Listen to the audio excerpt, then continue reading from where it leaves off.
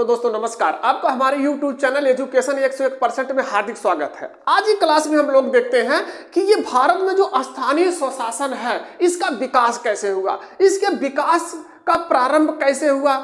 भारत में स्थानीय स्वशासन का विकास मौर्य काल से माना जाता है। मौर्यों ने एक ऐसी शासन सत्ता शुरू की जो हम ये कह सकते हैं कि इसमें ही जो है हमारे स्थानीय स्वशासन का विकास का शुभारंभ हो चुका था। लेकिन जब चोलों का शासन सत्ता आती है, चोल युगीन साम्राज्य की स्थापना होती है, तो ये स्वशासन के दृष्टि से स्वर्ण काल कहा जाता है। स्वशासन सर्वश्रेष्ठ शासन सत्ता स्थापित थी उस समय, अगर हम देखें स्वशासन की दृष्टि से। लेकिन जो ये आधुनिक स्वशासन है, वर्तमान स्वशासन है, इसमें जो है अंग्रेजों का अहम योगदान है। अंग्रेजों के शासन सत्ता से ही हमको जो है स्वशासन शुरू हुआ। जो आधुनिक स्वशासन है वो अंग्रेजों के समय से प्रारंभ हुआ। इस स्वशासन का विकास कैसे हुआ? इस स्वशासन का विकास अंग्रेजों ने किया 1687 ईस्वी में।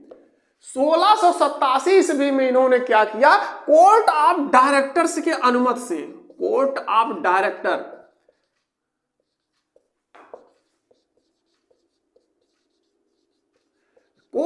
डायरेक्टर्स की अनुमति से जो है मद्रास में सर्वप्रथम नगर निगम बनाया गया। मद्रास को सर्वप्रथम नगर निगम का दर्जा दिया गया।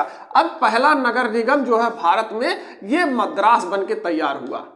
किसने बनवाया? कोर्ट ऑफ डायरेक्टर्स की अनुमति से अंग्रेजों ने ये जो है भारत में मद्रास को पहला नगर निगम बनाने की अनुमति दी। के बाद क्या हुआ? 1726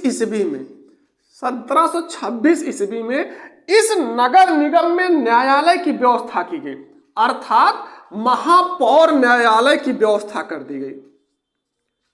महापौर न्यायालय की व्यवस्था 1726 ईस्वी के अधिनियम के द्वारा किया गया। अब 1793 ईस्वी में इस चार्टर अधिनियम था। 1793 ईस्वी का चार्टर अधिनियम, इस चार्टर अधिनियम के द्वारा जो है स्थानीय स्वशासन को जो है वैधानिक अधिकार मिल गया।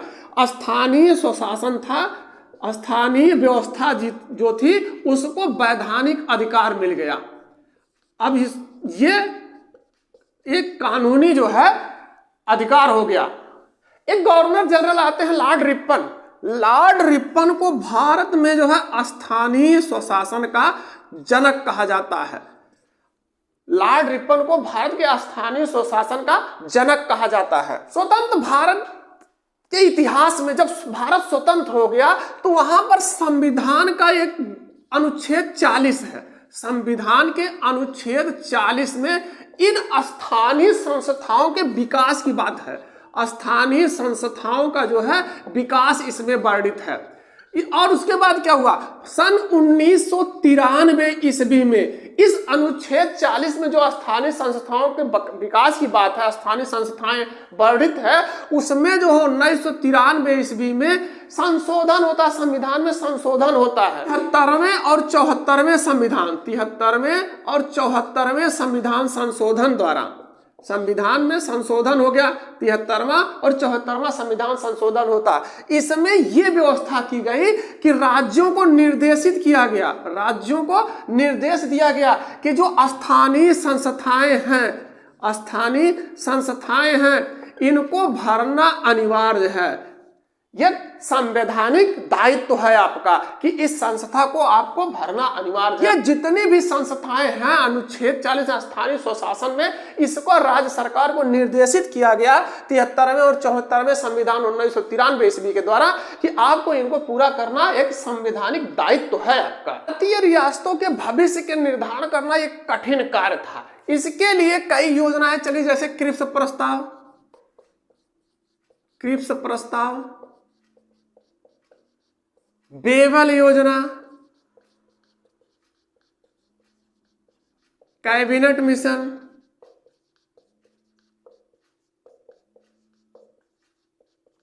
बीस फरवरी 1947 ईस्वी को 20 फरवरी 1947 ईस्वी को ब्रिटिश प्रधानमंत्री एटली की घोषणा के साथ इन रियासतों के भविष्य पर चर्चा की गई। फरवरी एटली की घोषणा, 20 फरवरी एटली की घोषणा और 3 जून को माउंटबेटन की योजना अर्थात माउंटबेटन की घोषणा। इन घोषणाओं के साथ यह फैसला हो गया कि भारत और पाकिस्तान, ये जो भारत और पाकिस्तान का निर्माण हो रहा है, इसमें जो देशी रियासतें हैं किसी में भी शामिल होने का इनको हक है, किसी में भी ये शामिल हो सकती हैं। जो देशी रियासतें बची हुई हैं भारत और पाकिस्तान में शामिल करने के लिए हैं, ये किसी में भी शामिल हो सकते, चाहे भारत अर्थात हिंदुस्तान में शामिल हो जाए, चाहे पाकिस्तान में शामिल हो जाए। लेकिन इन दोनों में के अलावा किसी तीसरी संस्था को मान्यता नहीं दी जाएगी, चाहे वो भारत में शामिल हो या पाकिस्तान में शामिल हो। और अगर कोई ये चाहे कि 2-4 रियासतों के एकत्रित मिला के एक नया देश बना लिया जाए, तो ऐसी किसी भी संस्था को मान्यता नहीं दी जाएगी। इन 20 फरवरी और 3 जून की घोषणाओं के बाद ये क्लियर हो गया, एकदम फैसला इन्होंने कर दिया था कि इसके बाद तीसरी संस्था का निर्माण नहीं होगा, केवल 2 संस्थाएं होंगी, एक भारत देश होगा और एक पाकिस्तान देश होगा।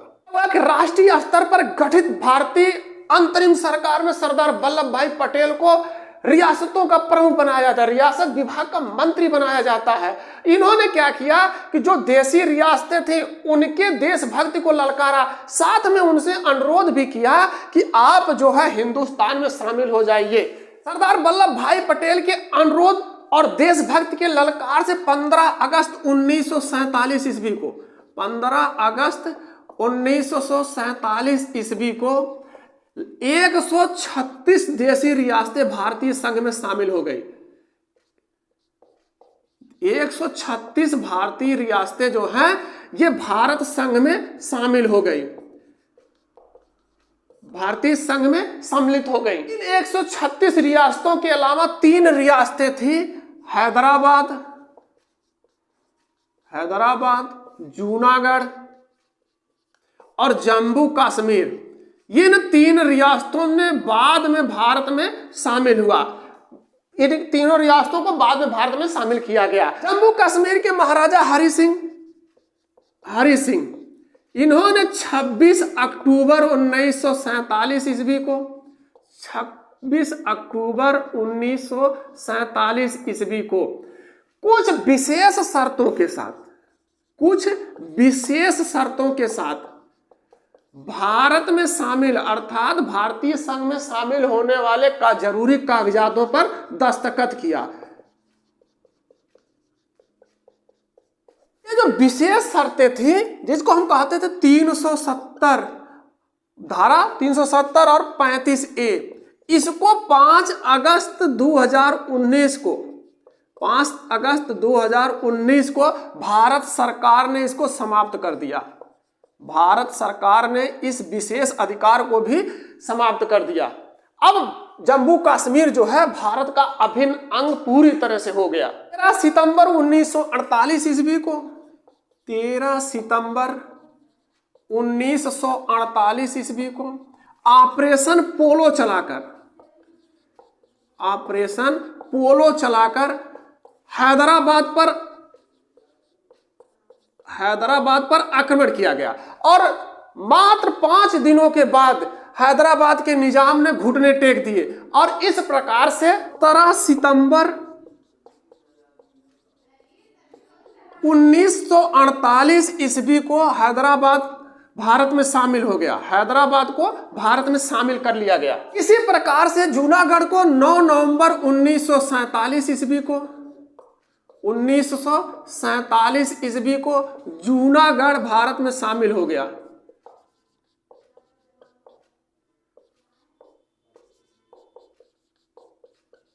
भारत स्वतंत्र हो गया तो सबसे प्रमुख समस्या एक पैदा हो गई कि जो ये रियासतें हैं इनका पुनर्गठन कैसे किया जाए। जैसे जब स्वतंत्र नहीं था तो कांग्रेस की प्रमुख मांग ये थी कि इन रियासतों को भाषा के आधार पर गठन किया जाए, लेकिन जब भारत स्वतंत्र हो गया तो ये मांग जोर पकड़ना शुरू कर दिया कि भारत को जो है भाषाई आधारों पर विभाजित किया जाए। और ये समस्या पैदा हो गई कि अगर हम सभी भाषाओं के आधार पर राज्यों का बंटवारा करेंगे तो पुनः भारत को कई प्रांतों में विभाजित करना पड़ेगा। क्या हुआ कि तेलुगु भाषी आंध्र प्रदेश के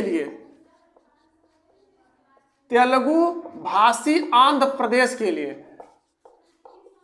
आंध्र प्रदेश की मांग करते हुए जो आंदोलन हो रहा था उग्र रूप धारण कर लिया, उग्र रूप धारण कर लिया। और इसमें क्या हुआ कि इन क्रांतिकारियों में एक थे श्री रामलू, इनकी मृत्यु हो जाती है। और इनकी मृत्यु के बाद जो है भारत सरकार झुकती है और भाषा के आधार पर, तेलुगु भाषा के आधार पर पहला राष्ट्र जो है आंध्र प्रदेश को बनाया जाता है। ये आंध्र प्रदेश 1953 ईस्वी में अस्तित्व में आता है। 1953 ईस्वी में ये आंध्र प्रदेश तेलुगु भाषी जो है राष्ट्र के रूप में पहला निर्माण आंध्र प्रदेश का होता है। 1954 ईस्वी में भारत सरकार ने इन विवादों से निपटारा के लिए, ये जो जगह जगह विद्रोह हो रहे थे भाषा भाषी आधारों पर, राज्य का पुनर्गठन किया जाए। तो 1954 ईस्वी में भारत सरकार ने राज्य पुनर्गठन आयोग बनाया, राज्य पुनर्गठन आयोग की नियुक्ति की। इसके लिए एक न्यायमूर्ति थे, न्यायमूर्ति फजल अली की अध्यक्षता में, फजल अली की अध्यक्षता में एक आयोग का गठन किया जाता है। और इस न्यायमूर्ति फजल अली के जो अध्यक्षता में आयोग का गठन होता है, इसके सदस्य बनाए जाते हैं पंडित हृदयनाथ कुंजरू, और दूसरे सदस्य हैं सरदार के.एम. पनिक्कर। 1954 ईस्वी में जो राज्य पुनर्गठन आयोग बना था न्यायमूर्ति फजल अली की अध्यक्षता में, इन्होंने सितंबर 1955 ईस्वी में, सितंबर 1955 ईस्वी में अपनी रिपोर्ट प्रस्तुत की और सरकार से यह कहा कि ये जो भारत है, हिंदुस्तान है, इसको 16 राज्य और 3 केंद्र शासित प्रदेशों में बांट दिया जाए, 3 केंद्र शासित प्रदेशों में इसका विभाजन कर दिया जाए। उन्होंने क्या कहा कि जो ये भारत के जो रियासतें थी जिनको अंग्रेजों ने 3 श्रेणियों में बांट रखा था, ए, बी और सी, 3 श्रेणियों में बांट रखा था, इन श्रेणियों को समाप्त कर दिया जाए। ये जो श्रेणी है ए बी सी वाली, इसको समाप्त कर दिया जाए। इन सभी रिपोर्टों के अध्ययन के बाद 1956 ईस्वी में, 1956 ईस्वी में भारतीय संसद ने राज्य पुनर्गठन अधिनियम पारित कर दिया। राज्य पुनर्गठन अधिनियम पारित किया। राज्य पुनर्गठन अधिनियम, राज्य पुनर्गठन विधेयक प्रस्तुत कर दिया। इसके अनुसार इन लोगों ने क्या किया, भारतीय संसद ने जो विधेयक प्रस्तुत किया, विधेयक पास किया, उसके अनुसार, इसके अनुसार कुल 14 राज्य और 6 केंद्र शासित प्रदेश बनाए गए।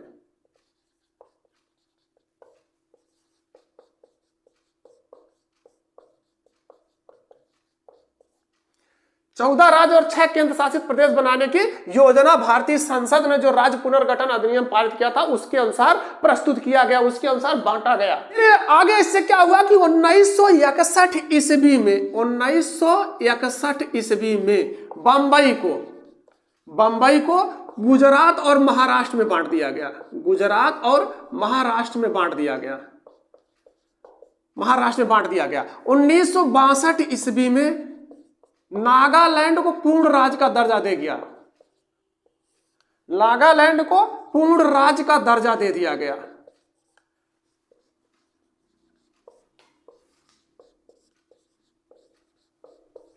1966 ईस्वी में पंजाब से हरियाणा को अलग कर दिया गया। पंजाब से हरियाणा को अलग कर दिया गया। 1966 ईस्वी में पंजाब से हरियाणा को अलग कर दिया गया। और सन 2000 ईस्वी के वर्षाकालीन सत्र में, वर्षाकालीन संसद का सत्र चल रहा था, वर्षाकालीन संसद के सत्र में 3 नए राज्यों के पुनर्गठन का विधेयक प्रस्तुत कर दिया गया।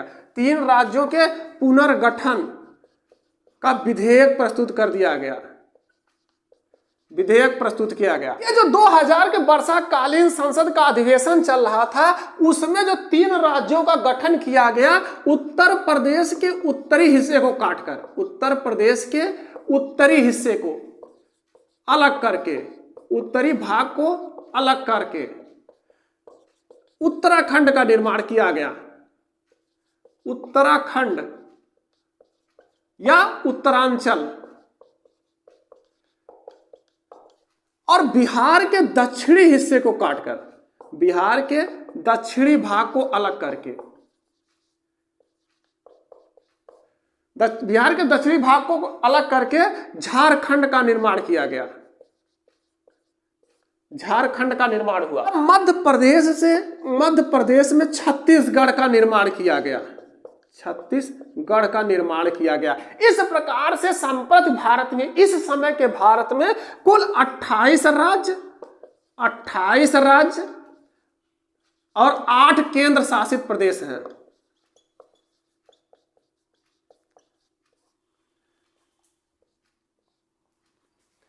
आज की क्लास में बस इतना ही। अगर हमारी वीडियो पसंद आती तो लाइक करें, साथ में शेयर भी करें। अगर चैनल पर नए हैं तो चैनल को सब्सक्राइब करें, बेल आइकन दबाना ना भूलें, जिससे आने वाली वीडियो का नोटिफिकेशन आपको मिलता रहे।